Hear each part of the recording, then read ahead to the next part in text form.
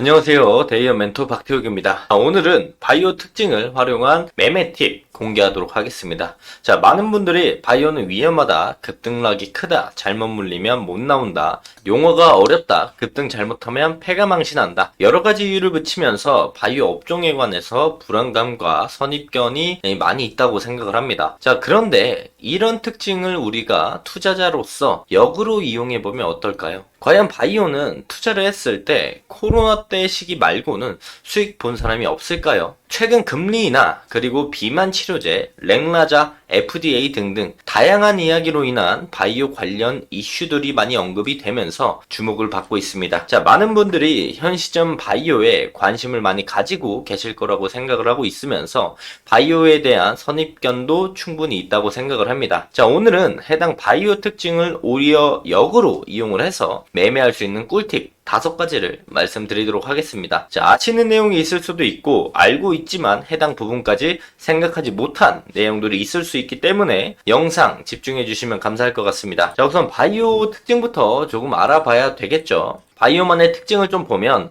다른 업종과 겹치는 부분도 있기도 합니다. 우선 5가지 정도로 좀 볼 수가 있는데 실적으로 움직이지 않는다. 테마가 중요하다. 임상 스케줄 기대감에 선반영이 되고 그런 움직임을 보여준다. 금리 관련 시기에 따라서 매매 스타일이 바뀐다. 어떤 재료 가지고 있느냐에 따라서 단기, 중장기, 스윙 이렇게 나뉜다 라는 거 알고 계시면 좋을 것 같고요. 자, 우리는 해당 특징들을 오히려 이용하는 방법에 대해서 이야기를 해드릴 예정인데 하나씩 예시를 보면서 이야기를 하도록 하겠습니다. 자, 첫 번째, 실적으로 움직이지 않는다는 거죠. 바이오 제외 다른 업종들은 물론 기대감, 테마로 움직이는 경우들도 있겠지만 바이오는 거의 모든 기업들이 실적보단 임상, 그리고 임상 기대감, 라이센스 아웃, 기술 수출에 대한 부분들로 움직이는 모습들을 보여줍니다. 물론 파이프라인이 탄탄해서 실적적인 부분들이 흑자가 잘 나오는 경우들도 있겠지만 그렇지 않음에도 불구하고 주가가 급등하는 경우도 많이 있다라는 거죠. 그래서 예시를 본다면 리가캔바이오를 볼 수가 있겠습니다. 최근 1년간 주가가 많이 움직였죠. 1월달부터 지금까지 주가가 올라온 게 5만원에서 거의 10만원대까지 100% 정도 상승을 해주는 모습을 보여줬던 리가캔바이오. 과연 주가가 올라가는 만큼 실적도 받쳐주는 모습을 보여주었을까요? 네, 실적은 2020년부터 올해 연말까지 예상 컨센을 보면은 우리가 적자인 것을 확인해 볼 수 있겠습니다.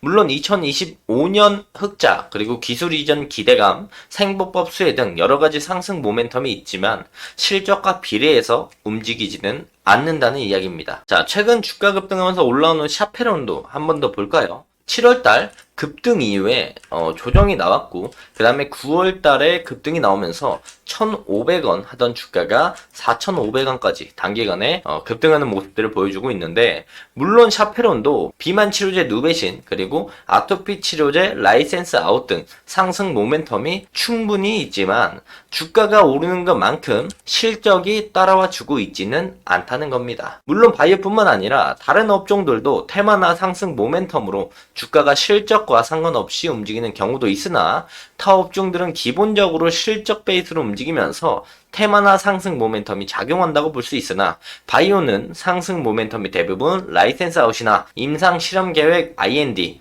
임상 통과 기대감 이런 것들이기 때문에 바이오만의 특성으로 기대감 상승 이후에 조정이 실적이 받쳐주지 않아서 무너지는 경우는 그렇게 많지는 않다라는 겁니다. 자, 다음은 테마가 중요하다. 테마인데요. 현 시점 바이오 테마라고 본다라고 한다면 앞에 보이시는 화면처럼 비만 치료제, 생보법, 코로나, 의료기기, 치매 치료제, 탈모 치료제, 엠폭스, 항암제, 유전자 치료제, 방사선 의약품 치료제 등등이 있습니다. 테마는 정말 다양하게 나뉘고 있는데 테마가 왜 중요하냐?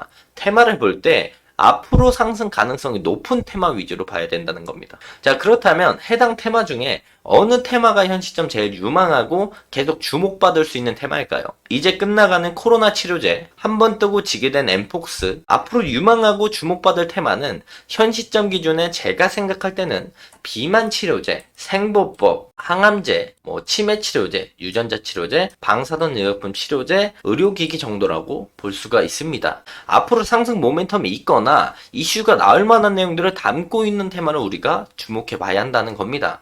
코로나 코로나나 엠폭스 한번 큰 유행이 돌았고 치료제 임상 승인에 대한 기대감들은 있지만 과연 실적에 대한 부분들, 시장의 관심도에 큰 주목을 받을 수 있을까요? 지금 주사제 외에는 나오지 않았던 비만 치료제나 앞으로 중국 견제용인 생물보안법 이슈가 더 주목을 받지 않을까? 그 부분을 생각해 보실 필요가 있습니다. 그래서 우리는 앞으로 상승 모멘텀이 많이 나오면서 시장에 주목받을 수 있는 테마를 봐야 한다는 겁니다. 자, 바이오는 한번 테마 훈풍이 불면 단발성으로 잘 끝나지 않기 때문에 단기 고점에 물리는 거 아닌 이상 본전을 주거나 물타기 했을 때 수익으로 나오기가 생각보다 가능성이 높다라고 볼 수가 있는데, 뭐 예시로 대봉LS를 좀 볼까요? 대봉LS를 보면 대봉LS는 2023년 중반부터 비만 치료제 관련 이슈로 부각을 받으면서 주가가 올라왔는데, 현 시점을 보면은 언제 물리더라도 비만 치료제 관련된 내용들로 계속 주가가 올라오는 모습들을 보여주면서 다 본전을 주고 충분히 탈출할 기회를 주고 오히려 수익을 볼 수 있는 기회를 충분히 만들어준다는 겁니다. 자, 다른 예시로 인벤티지랩도 한번 볼까요? 7월경에 비만 치료제 관련된 테마로 주가가 급등을 했고요. 그리고 최근에 다시 한번 비만 치료제 테마성 급등을 보여주면서 본전과 수익권을 충분히 만들어주고 있습니다. 이래서 앞으로 연속성 있는 테마나 주목받을 테마를 골라야 한다. 그래야 그나마 반등이나 추가 상승 시 내가 그 이전에 물렸더라면 탈출 기회를 만들어준다라고 볼 수가 있는 거죠. 물론 코로나 관련주이면서 비만 치료제 테마로 넘어갈 수 있는 종목은 조정 이후에도 반등하는 모습들을 보여줄 순 있습니다. 그래서 이제 한국 BNC를 예를 들어서 보면 코로나 관련 내용으로 주가가 올라왔고 조정을 받았습니다. 그리고 다시 한번 비만 치료제 관련된 내용들이 나오면서 여기서 박스를 그려주면서 주가의 변동폭을 키워주는 모습들을 보여주죠. 테마만 보고 진입을 했을 때 코로나 테마 이후 추가 상승 모멘텀이나 엮여있는 테마가 만약에 없었다라면 이런 모습들을 보여줄 가능성이 높다는 거죠. 끝나가는 테마에 올라가게 된다면 이렇게 주가가 상승을 하고 반등을 하지 못하는 모습들을 볼 수도 있다는 겁니다. 그러니까 바이오 테마주를 타더라도 그러면 안 되겠지만 만약에 물리더라도 앞으로 계속 상승 이슈가 있고 테마성 수급과 상승이 나올 수 있는 테마를 선택해야 된다는 겁니다. 그래서 테마가 중요하다고 말씀을 드릴 수가 있겠고요. 자, 세 번째는 임상 및 스케줄 매매입니다. 임상은 바이오만의 매력이라고 볼 수가 있습니다. 제가 이전에 개별 종목에 대해서 언급드린 적이 있습니다. 임상 성공에 대한 기대감, 라이센스 아웃 기대감, IND 승인 기대감, FDA 인상 신청 이후에 승인 기대감. 바이오 종목은 대부분 임상 1상, 2상, 3상 승인 기대감, 그리고 임상의 중간 발표에 대한 결과값에 따라 주가의 등락이 정해지는 모습들을 보여주는데, 물론 중간에 임상 1상이나 2상 이후에 라이센스 아웃, 기술 이전에 대한 기대감으로도 움직이는 매력들이 있습니다. 자, 또한 우리가 예시로 확인해 볼 수 있는 건 바로 저번 주에 나왔던 HLB를 예시로 볼 수가 있는데요. HLB를 예시로 가져온 이유는 FDA 임상에 대한 기대감과 실망감, 그리고 다시 한번 올라오는 기대감이 주가에 투영되어서 잘 확인해 볼 수 있는 예시가 아주 적절해서 가지고 왔습니다. 자, HLB 주가를 이렇게 위아래 강한 등락을 만들어준 요인 역시나 다들 알고 계신 것처럼 FDA 임상 3상에 대한 이야기들인데요. 신약 허가 기대감, 효능 입증 소식, FDA 허가 불발 급락, 재신청 및 FDA 실사 통과에 대한 기대감과 실망감으로 주가가 움직이는 모습들을 보여줍니다. 그래서 FDA 임상 실패 이전까지 기대감으로 주가가 올라왔고 임상 실패로 급락, 그리고 재신청에 대한 기대감들로 인해서 다시 한번 올라오는 모습들을 보여주죠.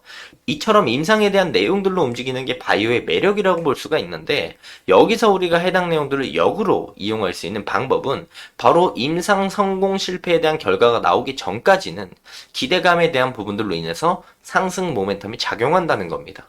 자, 예시로 HLB를 우리가 한 번 더 자세히 본다라고 한다면 기대감으로 상승하는 모습들을 보여주고, 그리고 나서 단기 조정이 나오고 나서 다시 한번 효능 입증에 대한 내용들 때문에 반등이 나왔습니다. 자, 그리고 나서 여기서 FDA 불발 소식에 주가가 급락하는 모습들을 보여주고 다시 한번 재차 해명과 함께 FDA 재심사를 한다는 내용들로 인해서 주가가 이렇게 올라왔고, 특히 20일 날 FDA 재심사를 넣었다라는 내용들로 인해서 금일 또 상승하는 모습들을 보여줬습니다. 우리가 이런 내용들을 이용을 한다면 상승 모멘텀이 작용하는 신약 허가 결과가 나오기 전까지 이 상승 모멘텀을 이용해서 차익 실현에 대한 부분들을 이용할 수 있다는 거죠. 물론 반대의 경우엔 유한양행의 폐암 신약 르나자 FDA 승인으로 인해서 승인 이전까지 주가가 올라왔지만 그 이후에 추가 상승적인 부분들도 우리가 볼 수는 있습니다. 그래서 임상 일정들을 봤을 때 H1B의 리보세라닙 임상 3상 완료, 그리고 미국 FDA 신약 허가 신청, 해당 기대감의 주가는 올라갈 수 있고 많이 올라오는 모습들을 보여줬습니다. 근데 여기서 우리가 아직 결과가 나오기 전까지 상승에 대한 모습들을 볼 수 있죠. 근데 결과를 봤을 때 신약 허가가 나오면 급등하는 모습들, 불발이 나오면 급락하는 모습들을 보여줍니다. 정확한 예시로 우리가 HLB와 유한양행 다시 한번 보도록 하겠습니다.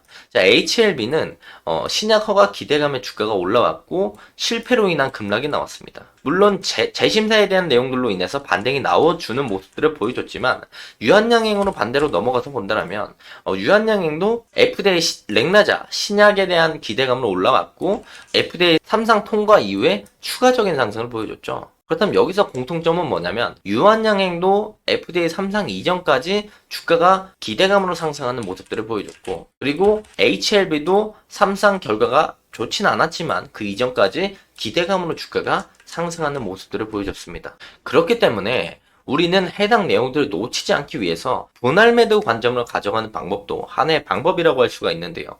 임상 승인에 대한 기대감, 신약 FDA 승인 기대감으로 인해서 상승 모멘텀이 나오기 때문에 수익을 절반 청산을 하면서 챙길 수 있는 방법이 있고, HLB처럼 신약 불발 시 본전 매도나 약수익에서 청산을 하는 방법, 그리고 유한양행처럼 FDA 신약 승인 시 추가 주가 상승으로 인해서 추가 수익이 날 수 있고, 그 부분에서 우리가 청산을 하면서 익절을 가져갈 수 있는 전략을 가져가 볼 수도 있다라는 점이죠. 그렇기 때문에 제가 하고 싶었던 얘기는 FDA 불발, 승인, 이 두 가지 내용이 나오기 전까지는 공통 상승 모멘텀으로 기대감으로 인해서 주가는 올라갈 수 있으니 그 수익을 1차적으로 챙기고, 승인 시 추가 수익을 챙기면 되고, 불발 시 조정이 나왔을 때 본절 익절을 하거나 약수익으로 청산을 하는 그런 방법들을 우리가 가져갈 수 있다는 겁니다. 자, 네 번째는 금리 관련 시기적 투자인데요. 해당 내용들은 많은 분들이 알고 계시기 때문에 짧게만 진행하도록 하겠습니다. 자, 해당 페이지를 좀 보시면은 이게 금리예요. 금리가 인상을 할 때는 바이오가 그렇게 급락을 하고 좋지 않습니다. 하지만 금리가 동결되고 나서 금리가 인하되는 시점부터 제약 바이오주들이 회복을 하고 제약 바이오 친구들이 올라가는 모습들을 보여주고, 그 다음에 금리가 다시 올라가는 모습들을 보여줄 때는 그때부터는 다시 한번 제약 바이오주가 하락을 보여주면서 급락을 하는 모습들을 보여줄 수 있다. 실제로 지금까지 제약 바이오주가 그래 왔고요. 그렇다면 우리는 금리 인상이 진행되는 시기에는 바이오의 비중을 줄이고 단기적으로 매매를 하거나 큰 이슈가 있지 않는 이상 트레이딩 관점에서는 좀 쉬는 타이밍을 가져가야 한다는 겁니다.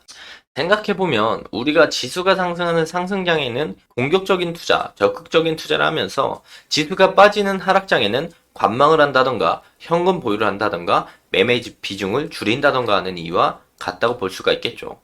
바이오 섹터 안에서도 상승장과 하락장이 있으니까 금리 인상, 인하 관련 시기에 따라서 바이오 투자도 유연하게 투자를 해야 된다는 겁니다. 자, 그렇다면 지금은 금리 인하가 시작되는 시기이기 때문에 소극적이거나 관망을 하기보다는 조금은 더 적극적으로 바이오를 볼 필요가 있겠죠. 자, 마지막으로는 재료입니다. 재료라고 하면 다양한 것들이 있겠죠. 임상, 테마, 질병, 금리 등등 이렇게 재료마다 매매에 대한 기간이나 내용들이 달라집니다. 그래서 임상은 결과 발표 이전까지 끌고 갈 수 있는 매매를 할 수가 있겠고요.